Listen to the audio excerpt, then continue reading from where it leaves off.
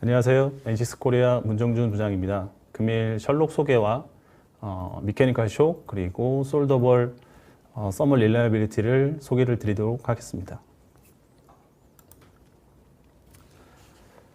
셜록이 많이 생소하신 분들이 많이 있을 거라고 생각이 돼요. 그래서 셜록은 ECAD를 3D MCAD로 변환하는 프리포스트 전용 툴이라고 생각하시면 됩니다. 지금 그림에서 보시는 것처럼 일반적으로 저희가 PCB 레이아웃을 MCAD로 바꿀 때 보통 이틀에서 일주일, 길게는 일주일까지 걸리게 되는데요. 셜록을 이용하시면 ECAD를 3D MCAD로 지금 설명에서 보이는 거는 한 45분 안에 생성을 할 수 있다. 이렇게 소개를 하고 있습니다. 그림에서 보시는 것처럼 셜록은 일렉트로닉 포커스드 릴라이빌리티 피직스 해석 툴입니다. 그림에서 보시면은 전자기장에 대한 그 PCB 부품들 그리고 부품에 대한 리드나 솔더 이러한 모델링이 셜록을 이용해서 아주 유용하게 빠르게 변환하고 또 이러한 모델링을 통해서 해석을 수행한 후에 포스트 프로세서로 이용을 할 수가 있습니다.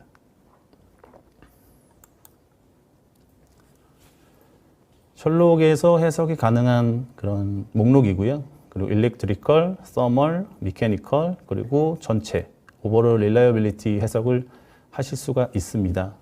그 릴라이어빌리티라는 용어가 좀 생소하실 텐데요.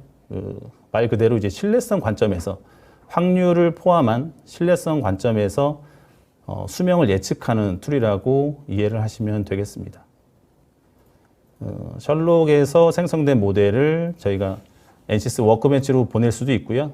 그러한 보내진 모델을 이용해서 서멀에서 스트레스에서 그리고 이제 듀라빌리티 애널리시스라고 되어 있지만 이 부분은 이제 신뢰성 관점에서 수명을 평가한다고 보시면 되겠습니다.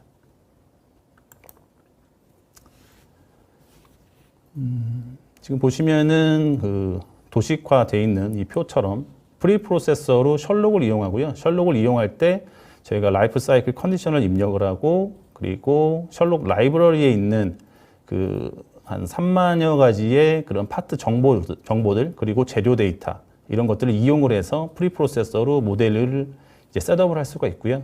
그 다음에 추가적으로 이제 3D FEM 툴을 이용해서 해석을 하실 수가 있습니다. 그래서 셜록에서 이제 익스포트를 하시면 오른쪽 그림처럼 FEM 툴을 이용을 해서 해석을 또 따로 추가로 수행하실 수가 있고요. 그리고 3D FEM 툴에서 해석한 결과 파일을 가지고 다시 포스트 프로세싱을 하시면 이제 릴라이어빌리티 관점에서 이 수명을 다시 포스트 프로세싱을 하실 수가 있습니다.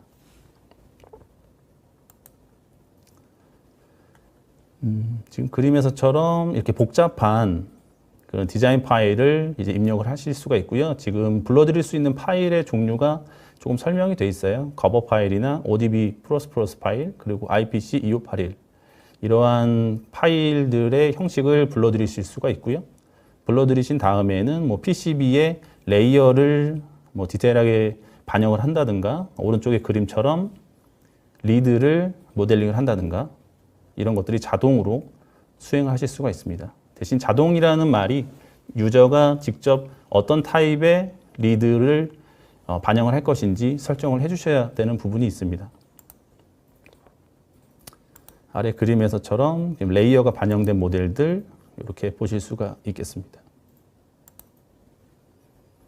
위에는 이제 비아 모델을 이제 한 거를 보실 수가 있고요. 셜록에는 이제 세 가지 라이브러리가 있어요. 그래서 라미네이트, 그리고 파트, 그리고 패키지 라이브러리가 있습니다. 그래서 여러분들이 가지고 계신 그 사내에 보유하고 계신 뭐 라미네이트 정보나 파트, 패키지 정보가 있으시다면 그대로 추가를 하실 수가 있고요. 또 그런 부분이 좀 부족하다. 그런 부분에는 NCS 셜록에서 보유하고 있는 라이브러리를 이용해서 모델을 셋업하실 수가 있습니다.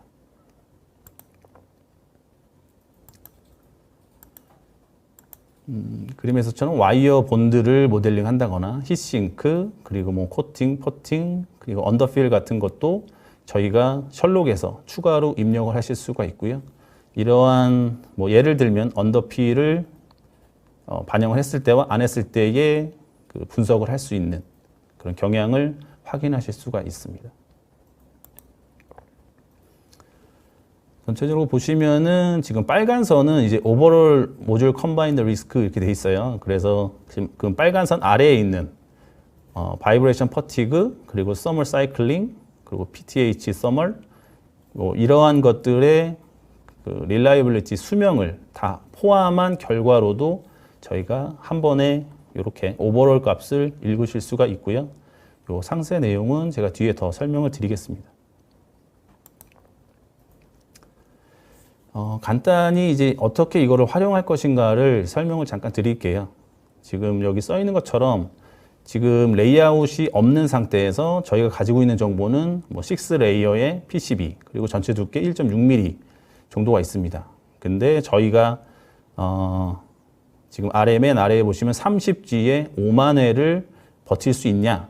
근데 여기는 파톨이라는 게 있죠. 파톨이라는 거는 이제 자동차가 웅덩이를 빠졌을 때 갑작스럽게 빠지면은 그 Z 방향으로 그 가속도가 갑자기 증가하죠. 이제 그러한 상황을 이제 저희가 시뮬레이션을 하기 위한 조건이라고 보시면 되고요.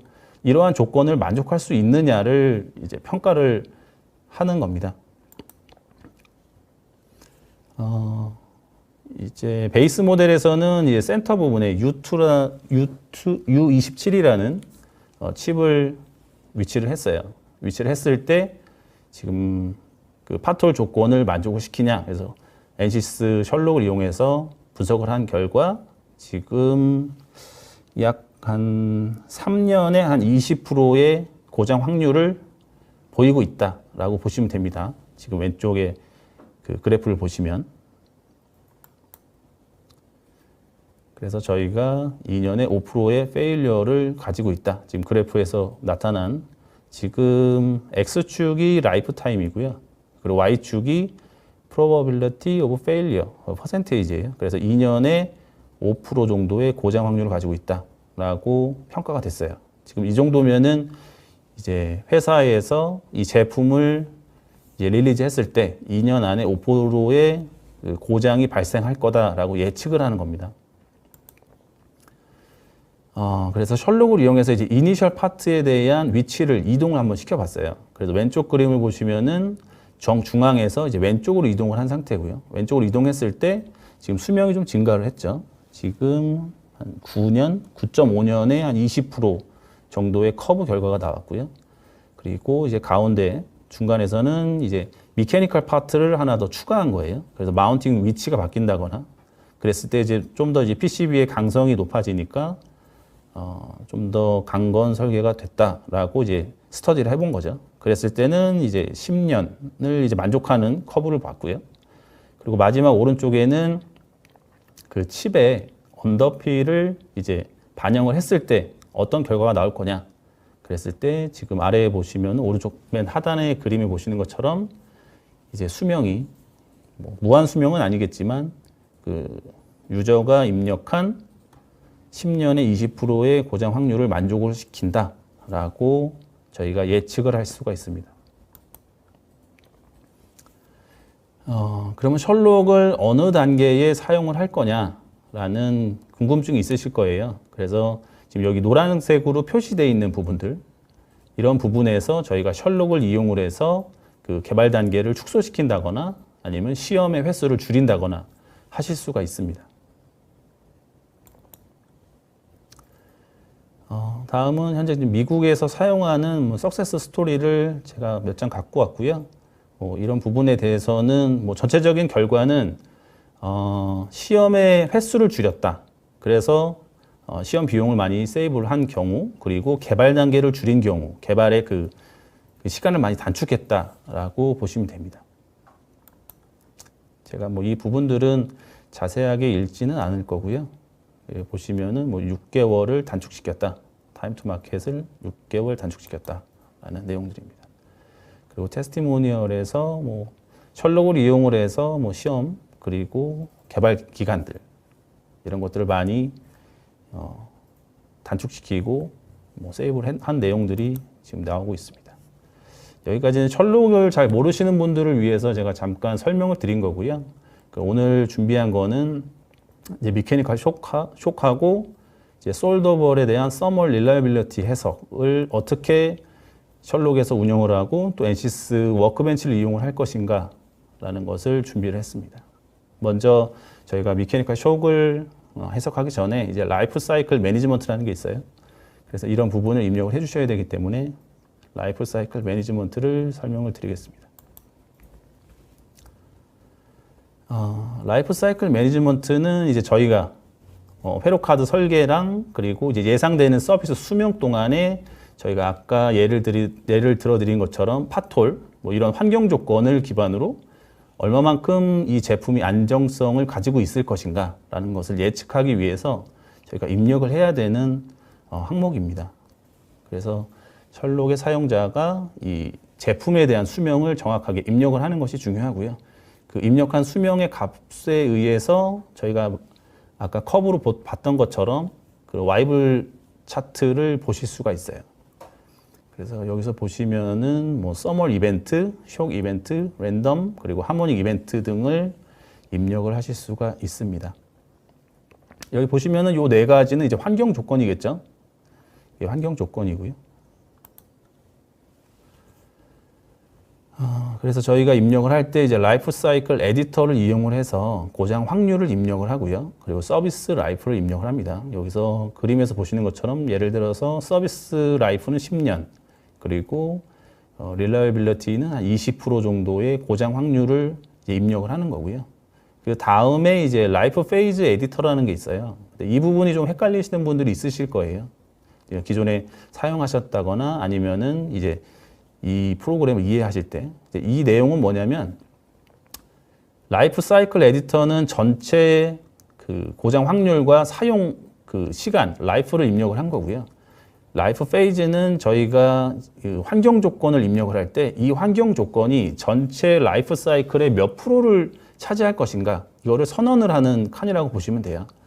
그래서 예를 들면은 뭐 듀레이션이 3시간 이렇게 되거나 아니면은 하루에 몇 사이클 이렇게 입력을 하실 수가 있어요. 그래서 요 맨 아래에 제가 라이프 사이클 페이즈 12.5% 이렇게 한 거는 하루에 3시간만 그 환경 조건을 반영을 하겠다.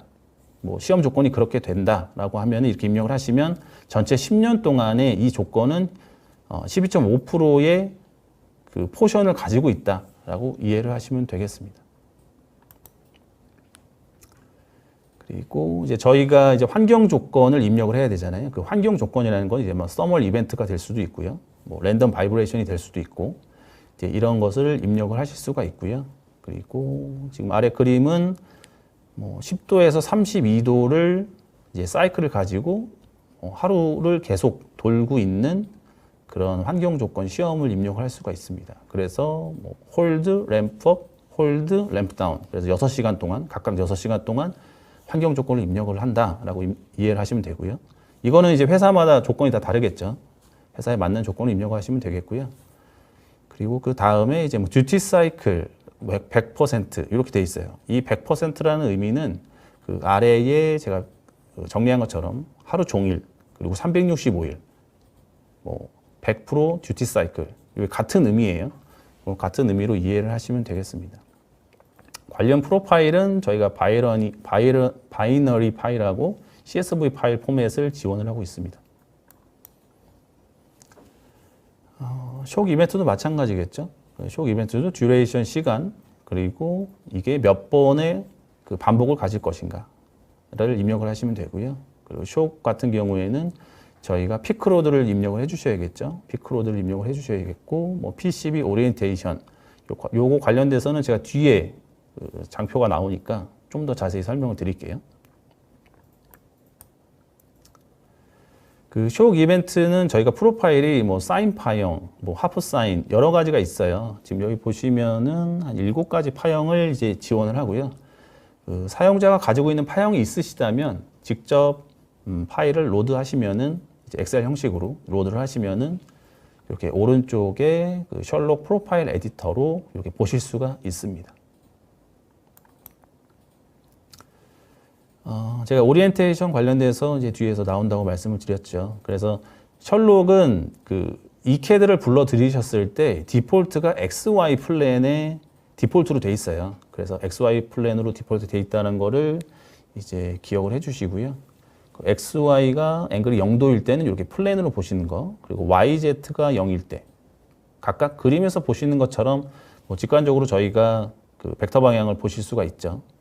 그래서 저희가 그 미케니컬 쇼크 방향을 어떻게 줄 것인가는 지금 요 장표처럼 각각 좌표별로 입력을 해주시면은 그 방향으로 미케니컬 쇼크의 방향이 정해진다.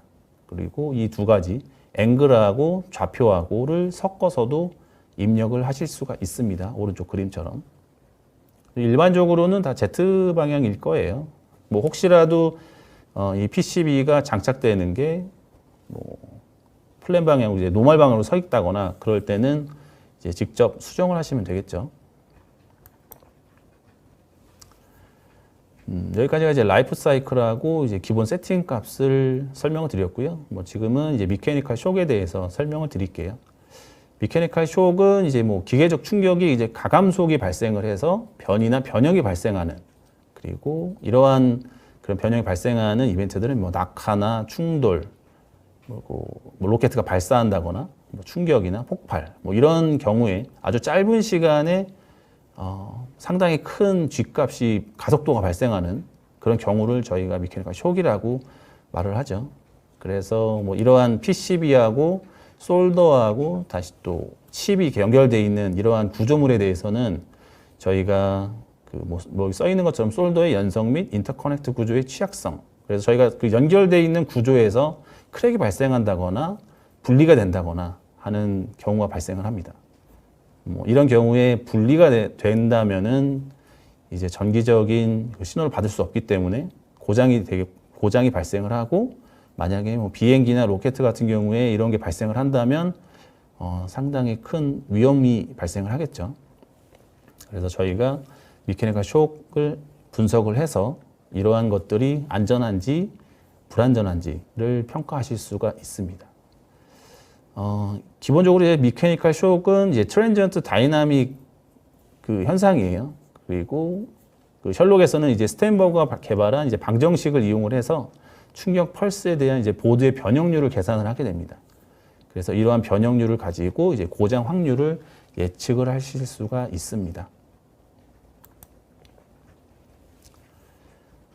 이제 시작을 하실 때 저희가 미케니컬 쇼크는 FEM 해석을 해줘야 돼요. 그래서 셜록이 FEM 솔버를 가지고 있지 않다, 뭐 이렇게 오해를 하실 수가 있어요. 근데 현재 엔시스 그 APDL 솔버를 사용을 하고 있고요. 그 솔버를 사용하는 그 해석의 케이스는 이제 뭐 내추럴 프리퀀시 해석이나 ICT, 뭐 인서킷 테스트라든가, 그리고 미케니컬 쇼크, 그리고 서멀 미케니컬 해석, 그리고 바이브레이션, 이러한 해석을 할 때는 저희가 엔시스 솔버를 쓰고 있습니다. 여기 보시면은 해석을 FEA 아날리시스를 세팅하실 수가 있고요. 그 셜록을 보시면은 셜록 상단에 세팅이 있어요. 그래서 제너럴 세팅을 눌러 보시면 그 FEA 아날리시스의 오른쪽에 아날리시스 엔진이 지금 엔시스로 설정이 되어 있습니다. 아바쿠스도 저희가 지원을 그 셜록에서 같이 연동을 할 수는 있지만 뭐 저희가 아바쿠스를 사용할 수는 없기 때문에 엔시스로 디폴트로 사용을 하고 있어요. 미케니컬 쇼크 해석을 하실 때 이제 필요한 정보들이에요. 인풋 데이터들. 뭐 처음에 제가 말씀드린 것처럼 라이프 사이클에 대한 꼴을 입력을 해주셔야 되고, 쇼크 이벤트를 이제 입력을 해주셔야겠죠. 그리고 파트 리스트, 뭐 각각의 뭐 사이즈나 로케이션, 그리고 메커니컬 프로퍼티, 뭐 이런 것들을 입력을 해주시면 됩니다. 그리고 마지막으로 이제 미케니컬 쇼크를 하시기 전에 이제 내추럴 프리퀀시 해석이 수행한 다음 미케니컬 쇼크 해석이 진행되니까 요거를 이제 참고해 주시면 되겠습니다.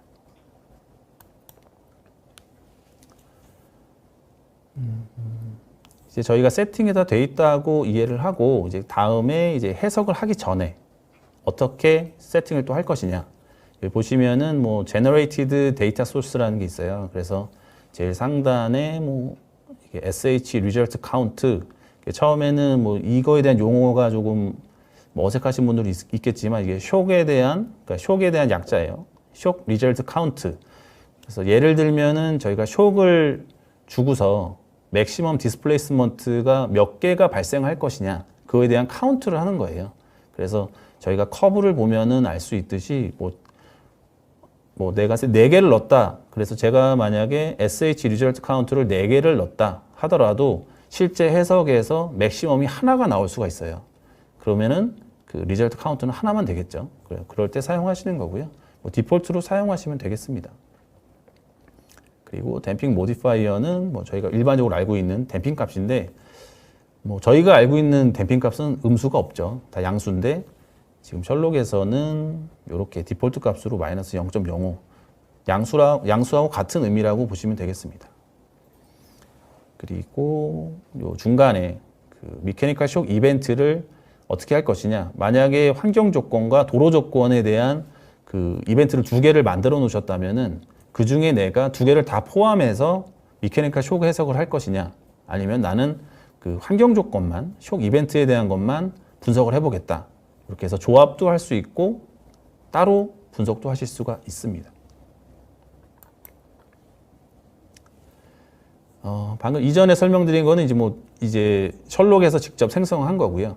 지금 다음 장에서 보시는 거는 이제 임포트를 하는 거예요. 그래서 NCS 미케니컬을 이용을 해서 뭐 내추럴 프리퀀시 해석을 하고 미케니컬 쇼크 해석을 한 다음에 그거에 대한 결과 파일, RST 파일을 불러들이신 다음에 셜록에서 런을 하시면은 미케니컬에서 분석된 결과 파일을 이용을 해서 셜록에서 이제 포스트 프로세싱을 하는 그런 절차라고 보시면 됩니다. 미케니컬 쇼크 해석을 하고 나면 지금 영어가 많이 나와 있긴 한데 이 오른쪽 2개의 그 그림을 설명한 거예요. 미케니컬 쇼크 해석을 하고 나면은 이렇게 빨간색, 노란색, 초록색 이렇게 구분을 해줘요. 그리고 각각 점수를 매깁니다. 빨간색은 3점, 그리고 노란색은 3점에서 7점, 그리고 녹색은 이제 7점 이렇게 돼 있고요. 이 점수는 제가 뒤에서 좀 더 설명을 드릴게요. 이러한 것들을 이제 직관적으로 그림으로 이제 보실 수가 있고요. 내가 지금 오른쪽을 예를 들면은 전체 파트 중에 10개의 파트가 지금 점수가 많이 낮게 나온 거고요. 3개의 파트는 약간 마지널한 값을 가지고 있고 208개의 파트는 지금 만족을 하고 있다. 이제 사용자가 설정한 조건에 대해서 만족을 하고 있다라고 이해를 하시면 되고요. 그 아래에 보시는 거는 어떤 조건에서 뭐 최대 변이가 얼마나 발생을 했고 그때 타임이 언제인지 이런 것들을 간단하게 보실 수가 있어요. 그래서 보시면 뭐 맥스 스트레인이 얼마가 나왔고 맥스 디스플레이스먼트 타임이 뭐 5.6ms가 이때의 최고 변이가 발생했다. 그 맥스 스트레인이 발생한 그 시간이다. 라는 거를 이제 저희가 분석을 통해서 보실 수가 있습니다. 그래서 빠르게 이런 체크를 통해서 저희가 제품이 안전한지 불안전한지를 빠르게 체크할 수 있는 툴이라고 이해를 하시면 되겠습니다. 앞에서 설명드린 것처럼 이렇게 리스트로도 나와요. 그래서 빨간색, 노란색, 그리고 초록색. 그래서 각각의 파트에 대한 이름도 나와 있고요. 그 파트가 PCB의 탑에 있는지 바텀에 있는지 그리고 눈으로 쉽게 확인하실 수가 있겠죠. 그래서 이렇게 되고요. 이 점수는 어떤 기준으로 하냐면 이제 위에 써 있는 거는 이제 미케니컬 쇼크에 대한 점수는 어떻게 계산이 되냐를 설명한 거예요. 그래서 probability of failure에서 이 b를 나눈 거죠. 그래서 probability go를 failure로 나눈 값에 대한 b가 만약에 2 이하면은 점수는 0점이고요. 그리고 10점 아래에는 1.125 곱하기 그 지금 비율 그리고 마이너스 1.25를 한 값. 뭐 이렇게 계산이 된다고 합니다. 그거에 대한 값은 이제 오른쪽 그림을 보시면 좀 이해가 잘 되실 거예요. X축이 이제 probability goal이고요. Y축이 probability of failure 값이에요. 그래서 요거를 나눈 값이 점수로 반영이 된다라고 이해를 하시면 되고요. 솔더 퍼티그 모듈 같은 경우에는 요 아래에 중간에 써 있는 것처럼 이 점수는 이렇게 계산이 됩니다.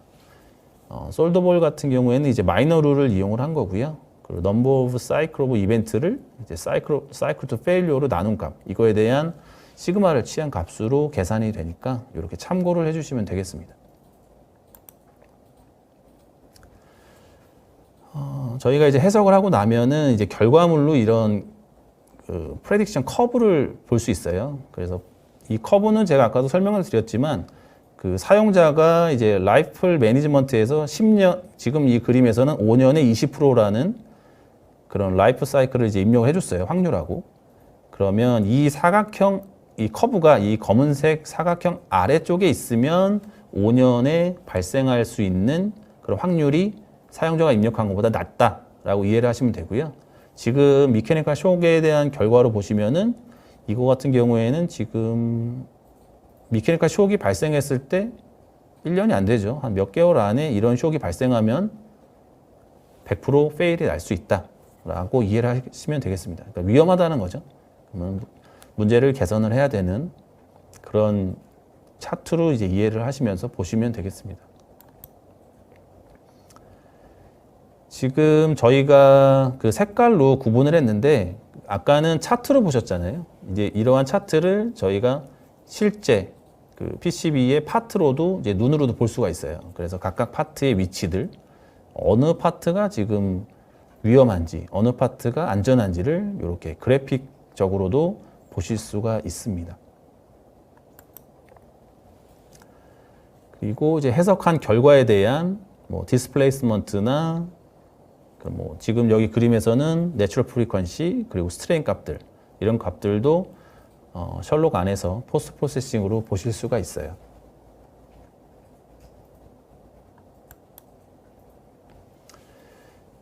지금은 제가 설명드릴 거는 스테인버그의 그 방정식을 사용한다고 설명을 드렸어요. 그래서 일반적으로 저희가 NCS 미케니칼에서 사용한 변이값하고 셜록에서 계산한 변이값하고는 다릅니다. 다르기 때문에 왜 다른지를 이제 알아야 되겠죠. 지금 스테인버그의 이 방정식을 이용을 해서 계산이 되기 때문에 저희가 미케니컬 쇼크에서 발생한 그런 변이값들하고 차이가 있는 거는 이제 말씀드렸죠.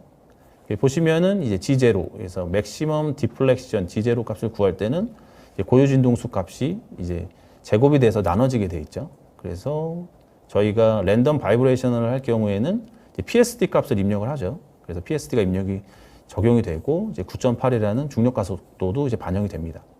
여기서 아래 보시면은 이제 Q 팩터라는 것도 들어갑니다. 그래서 트랜스미시빌리티라는 거죠. 전달률이 포함이 되고요. 하모닉 바이브레이션 같은 경우에는 이제 수식이 조금 바뀌었죠. 그래서 여기서는 이제 PSD 값이 당연히 빠지게 되고 이렇게 이런 수식을 이용을 해서 셜록 안에서 계산을 한다고 이해를 하시면 되겠습니다. 그리고 이제 뭐 저희가 이제 크리티컬 디스플레이스먼트, 지금 나오는 내용들은 셜록에 있는 내용은 아니에요. 셜록에 있는 내용은 아니지만 이 스테인버그 방정식을 알고서 이 셜록을 접근을 하시는 게 도움이 되기 때문에 제가 설명을 드리는 거고요.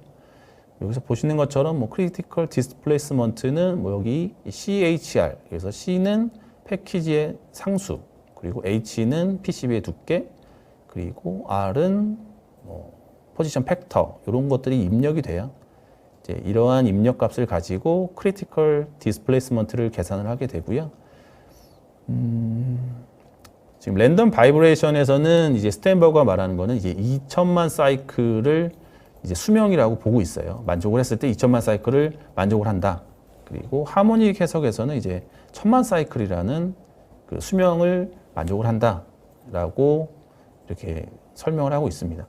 일반적으로 구조 해석이나 이제 내구 해석을 하신 분들한테는 이제 2천만 사이클이나 1000만 사이클은 상당히 큰 그 수명이지만 이제 PCB나 이제 전자장치에서는 뭐 이러한 기준값을 가지고 수명을 예측을 하고 있습니다. 그래서 이제 라이프를 이제 계산할 경우에는 이렇게 중앙에 있는 식처럼 G0에서 GC를 나눠서 이제 뭐 이렇게 NC로 곱해주고 지수로는 6.4 이렇게 돼 있어요. 그래서 여기서 NC는 이제 방금 앞전에 설명드린 전체 수명이에요.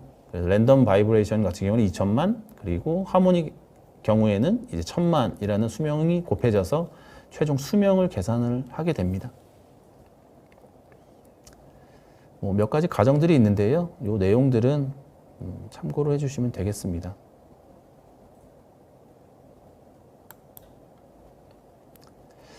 그래서 이제 example prediction을 한 내용이 지금 나와요. 그래서 지금 보시면은 1.6mm 두께의 PCB 그리고 159Hz의 주파수 값을 가지고 이러한 조건들이 입력이 됐을 때 그러면 이제 수계산을 했을 때 얼마만큼의 수명이 나올 것이냐라는 것을 이제 밸리데이션 한 거죠. 스탠버그라는 그 분이. 그래서 여기서 보면은 수명이 N0 그래서 저희가 아까 NC에 G0에 GC 이렇게 했어요. 그랬을 때의 계산된 값이 약 9,700회 정도의 사이클 후에 페일리어가 발생할 거다라고 이제 예측을 한 겁니다.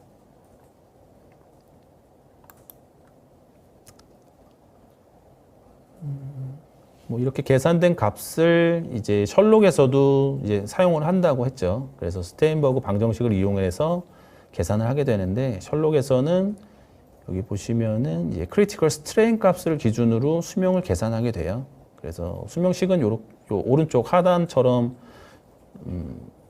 계산이 된다는 것을 아실 수가 있고요.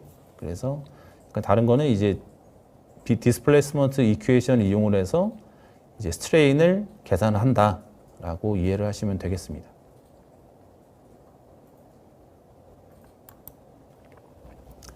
여기까지가 제가 설명드린 그 미케니컬 숑에 대한 설명이고요. 그리고 다음은 이제 셜록에 대한 머티리얼하고 그리고 솔더 퍼티그 아날리시스에 대해서 설명을 드리겠습니다. 지금 보시면은 저희가 도면을 가지고 보면은 왼쪽 그림처럼 상당히 복잡하죠. 이러한 도면의 데이터를 어떻게 셜록에 입력을 할 것이냐라는 이제 궁금증이 있으실 거예요. 그래서 보시면은 파트 에디터 지금 예를 들면 이제 U1이라는 파트를 선택을 해서 파트 에디터를 하시면은 지금 왼쪽에 이렇게 라디오 버튼처럼 쭉 있어요. 그래서 패키지, 로케이션, 볼, 솔더 이런 리스트들이 있는데 지금 이렇게 색깔로 표시된 화살표를 따라가 보시면은 각각 어느 항목이 파트 에디터에 입력이 되는지 매칭이 되는지를 설명을 드린 겁니다. 그래서 여러분들이 도면을 보고 실제 이렇게 정확하게 입력을 해주셔야지만 ODB 파일이라든지 이제 다른 거버 파일에서 누락된 정보들을 정확하게 입력을 하실 수가 있겠죠. 그래서 패키지, 마운트 타입이라든지 단위라든지 이런 것 좀 잘 맞춰 주셔서 입력을 해주시면 되겠습니다. 제가 따로 이런 정보들은 화살표를 따라서 입력을 하시면 되니까 디테일하게 설명은 드리지 않겠습니다. 그리고 이제 솔더 볼에 대한 디멘전은 어떻게 입력을 할 것인지 앞전에서는 이제 패키지였죠. 이제 두 번째에서는 이제 볼에 대해서 어떻게 입력을 할 것인지 그래서 볼의 피치랑 다이아미터 그리고 패키지 다이아미터, 패드 다이아미터 그리고 볼의 하이트 이러한 정보들을 다 입력을 해주셔야 돼요.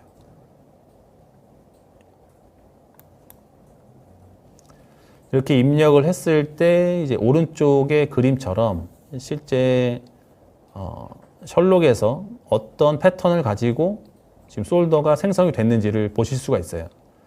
근데 지금 좀 이렇게 아시는 분은 이제 바로 눈치채시겠죠. 왜 솔더가 네모나냐?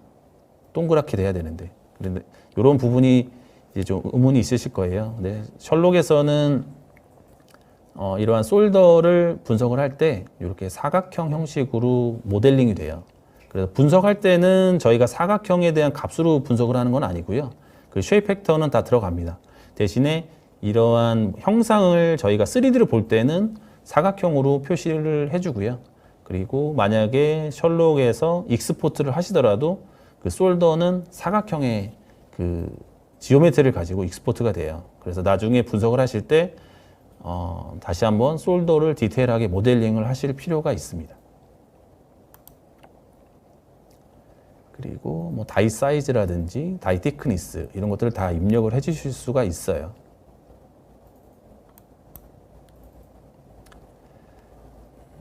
이렇게 입력을 한 다음에는 저희가 이제 솔더에 대한 머티리얼 프로퍼티를 입력을 해 주셔야겠죠.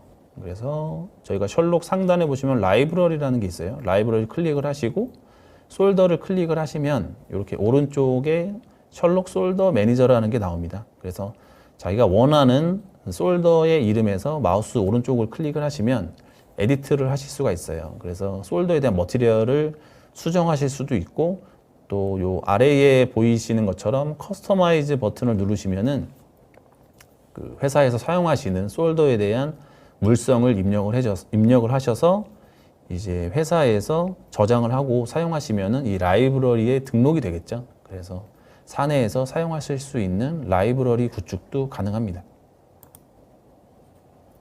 속성을 잠깐 들어가 볼게요. 그래서 솔더 지금 제가 선택한 거는 SAC305 머티리얼을 선택을 했고요. 그 리드 프리 타입의 뭐 미케니컬 프로퍼티는 어떻게 됐는지, 그리고 머티리얼 프로퍼티, 그리고 미케니컬적으로는 이제 일라스틱 모듈러스하고 CTE 값, 그리고 포환송비 어떻게 되는지, 뭐 시퀀트 모듈러스라든지 뭐 하이 사이클 퍼티그에 대한 이러한 지수나 개수 값이 어떻게 들어가 있는지를 보실 수가 있어요. 그래서 뭐 이러한 것들이 이제 템퍼러처 디펜던트한 물성 정보가 있다 하시면은 이러한 입력 방법은 이렇게 돼 있어요. 뭐 400이라는 탄성 개수를 가지고 20도씨 그럴 때는 이렇게 저희가 알파라는 그 문자를 써주신 다음에 이제 콤마 해주시고 이렇게 해서 입력을 해주시면은 이제 멀티 커브를 가진 특성을 가진 물성을 입력하실 수가 있겠죠. 이렇게 해서 입력을 하시면 되고요. 그리고 이런 또 다른 걸 보시면 이제 뭐 코렉션 팩터, 솔직히 이 코렉션 팩터는 뭐 시험에서 저희가 구해야 되는데 이러한 팩터는 솔직히 구하기가 쉽지가 않죠. 그래서 저는 뭐 디폴트로 사용하시기를 권장을 드리고요. 그 다음에 이제 오른쪽에 보시면 이제 로우 사이클 퍼티그 항목이 있어요. 여기 보시면은 제가 빨간색 네모를 친 부분이 있습니다. 그래서 와이블 베타 BGA 이렇게 돼 있어요. 저희가 수명 분석을 할 때 그 커브가 이제 와이블 커브로 나오게 되는데 그때의 그 발생하는 그 커브에 대한 기울기 값이 어떻게 될 것이냐를 이제 입력을 해 주실 수가 있어요. 일반적으로는 저희가 신뢰성에서는 와이블 값이 3 이상일 때 그때에 저희가 그 와이블의 그 고장이 급속도로 발생을 한다라고 돼 있어요. 근데 여기서는 지금 3이에요. 3인데 저희가 이 값은 수정을 하실 수가 있습니다. 대신에 수정을 한다고 해서 최종적으로 그 결과에서 나오는 값이 변하지는 않아요. 대신에 커브는 바뀝니다. 그래서 커브의 그 쉐입을 바꾸실 경우에 만약에 그리고 시험을 한 데이터에서 와이블 베타 값이 가지고 계신다면은 여기다 입력을 해주시면은 저희가 나중에 그 와이블 플랫을 보실 때 반영이 되겠죠. 그리고 중요한 거는 여기 그리고 스트레인 에너지 코에피션트 값이 있어요. 이 부분은 제가 뒤에서 좀 더 자세하게 설명을 드릴게요.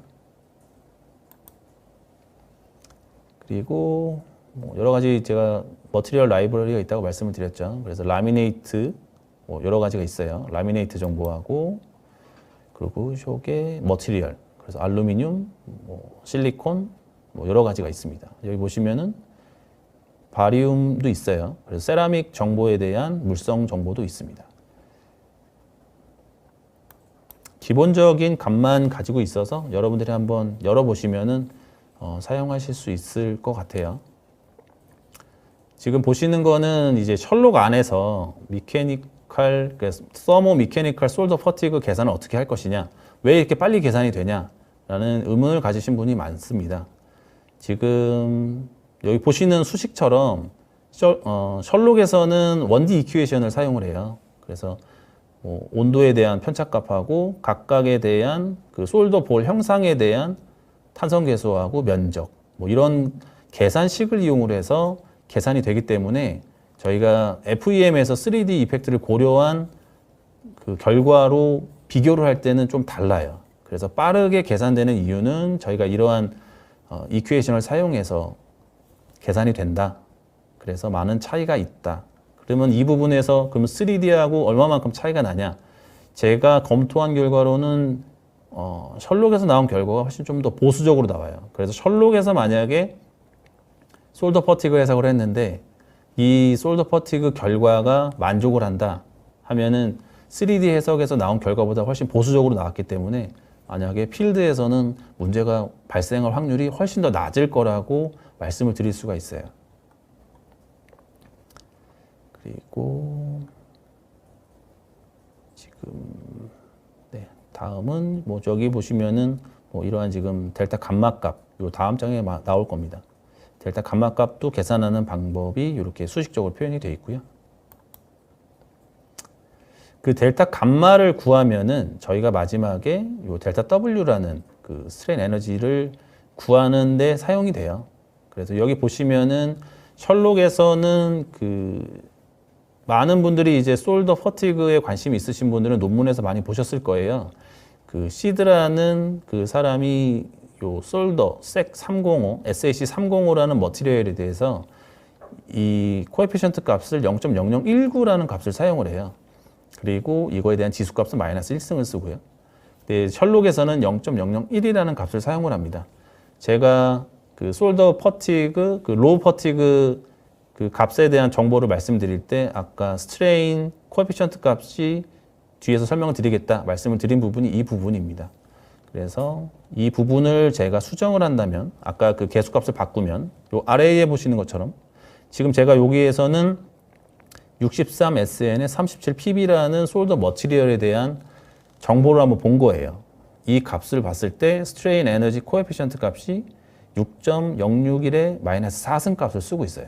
이 값은 여러분들이 논문에서 찾아보시면은 63SN 37PB라는 그 재질에 대한 이 코에피션트 값이 이 값이라는 거를 많이 찾아보실 수가 있습니다.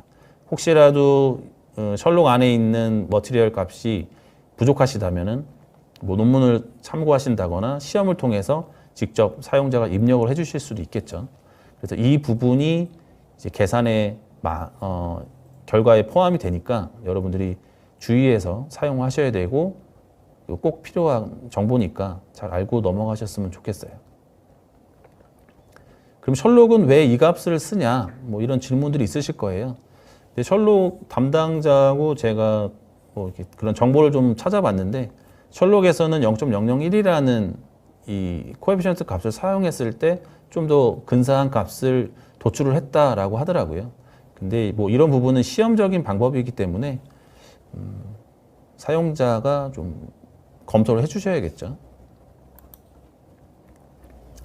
다음은 이제 저희가 아까 서두에서 말씀드린 것처럼 솔더가 셜록에서 만들어질 때 사각형의 형상으로 나온다고 했어요. 그럼 이 사각형의 형상을 다시 원형의 볼 타입의 그 3D 이펙트를 고려해서 3D FEM 해석을 하겠다 할 때 필요한 그런 솔더를 그러면 만들어야겠죠.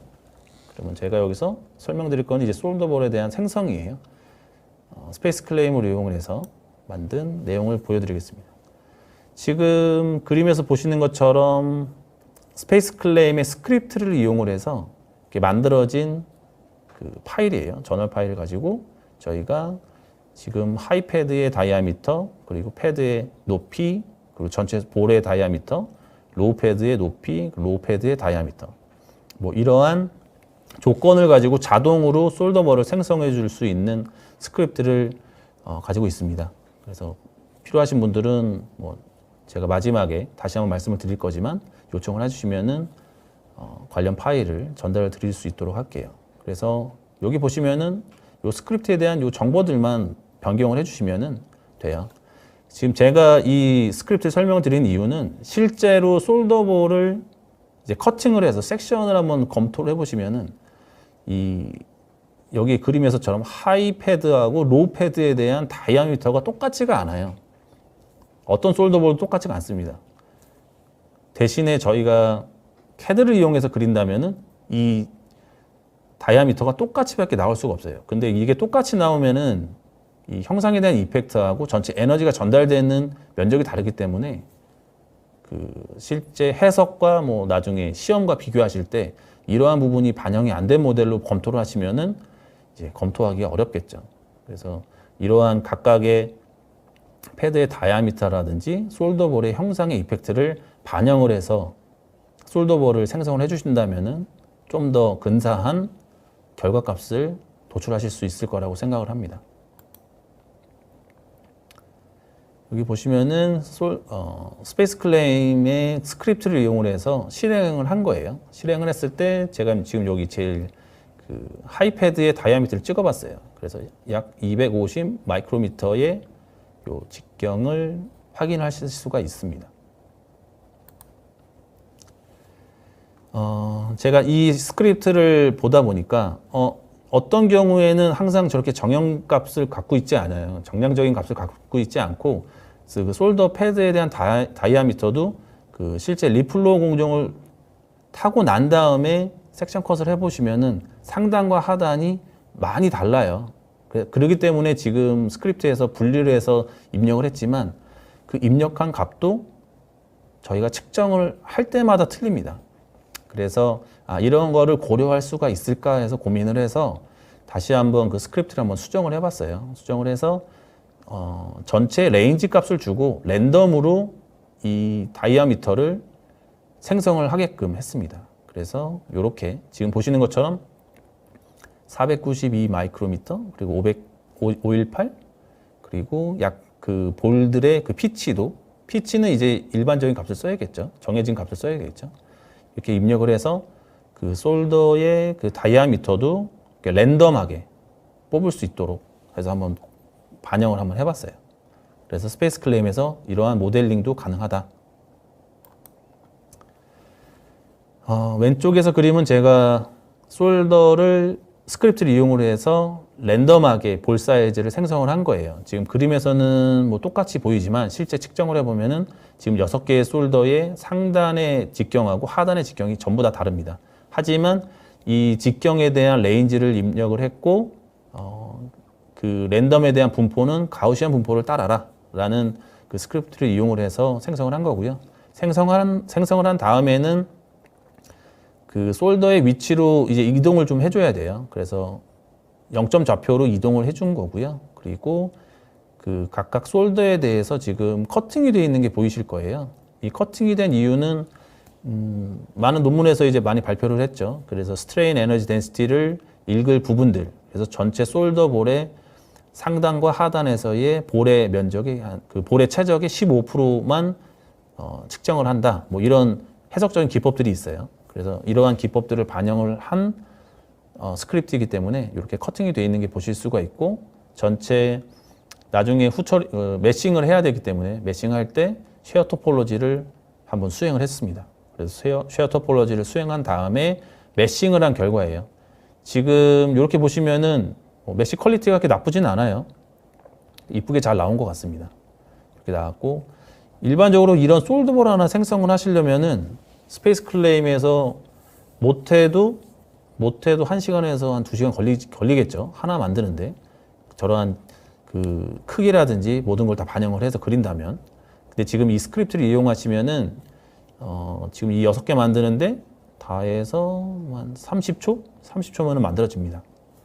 그래서 시간적인 면에서 상당한 메리트가 있고 또 형상에 대한 그 이펙트를 고려할 수 있다는 거에서 장점을 가지고 있어요.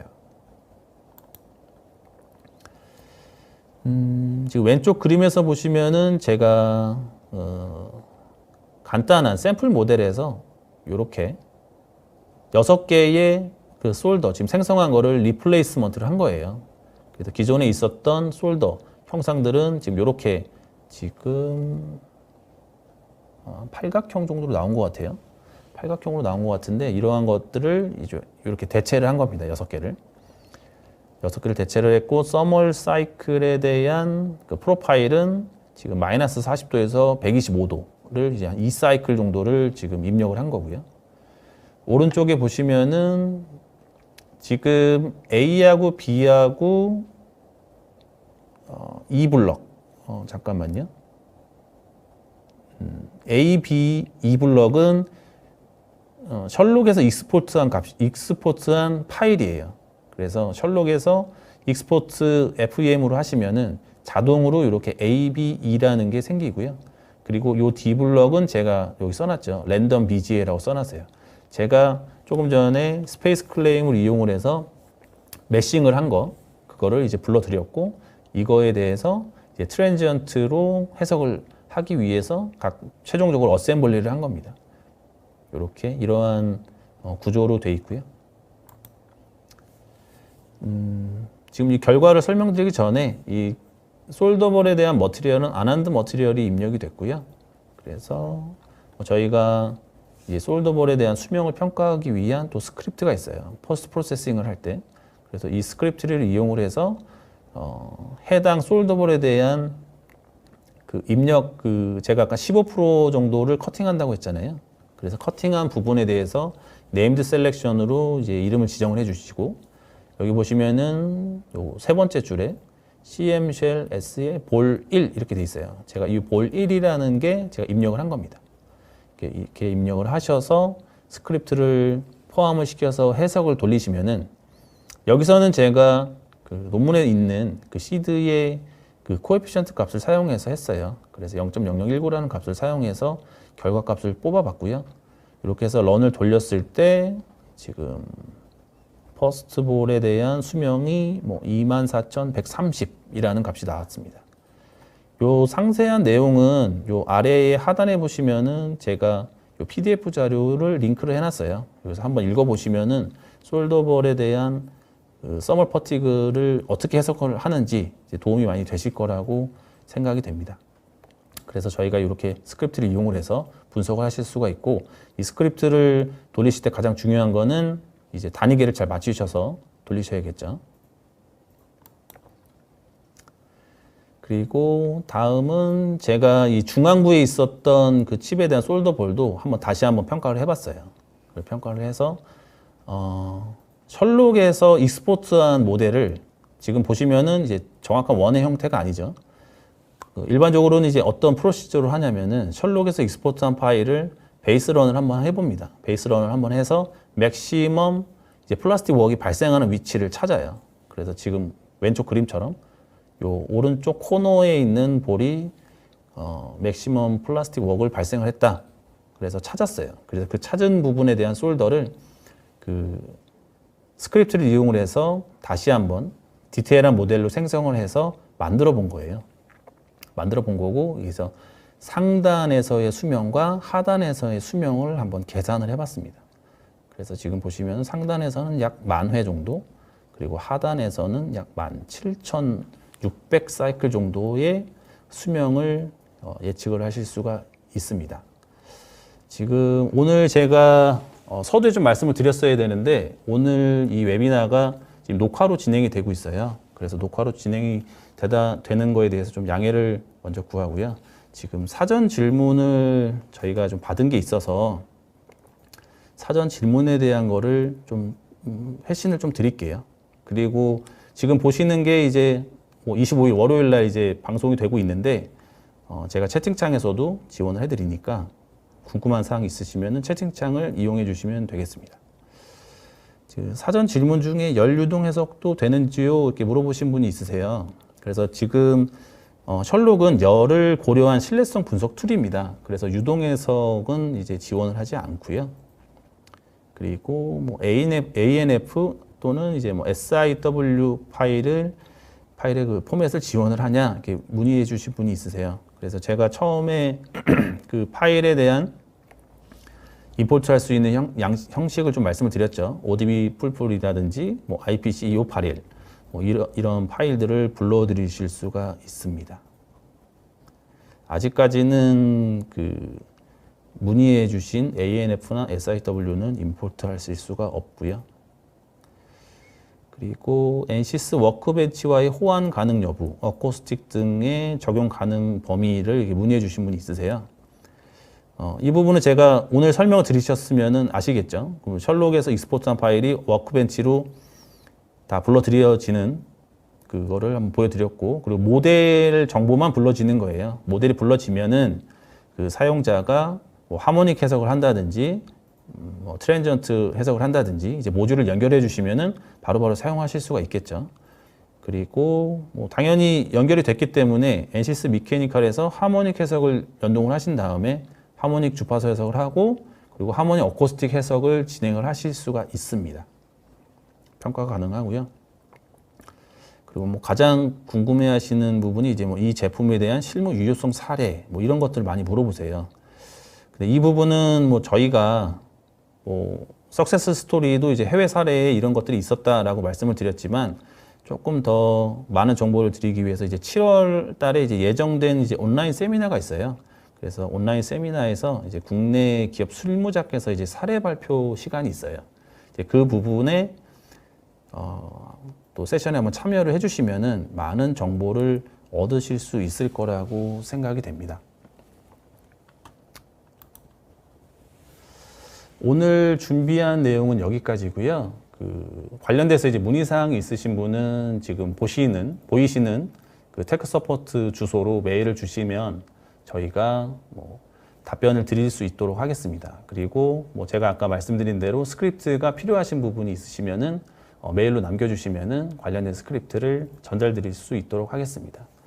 뭐 최근에 코로나 때문에 뭐 여러분들 만나 뵙고서 이런 발표를 했으면 더 좋고 뭐 좀 유익한 시간을 보낼 수 있을 거라고 생각이 되는데 좀 아쉽지만 코로나가 잠잠해질 때까지 다 건강 유의하시고 또 NCS 많이 사랑해 주시기 바랍니다. 오늘 참여해 주셔서 감사합니다.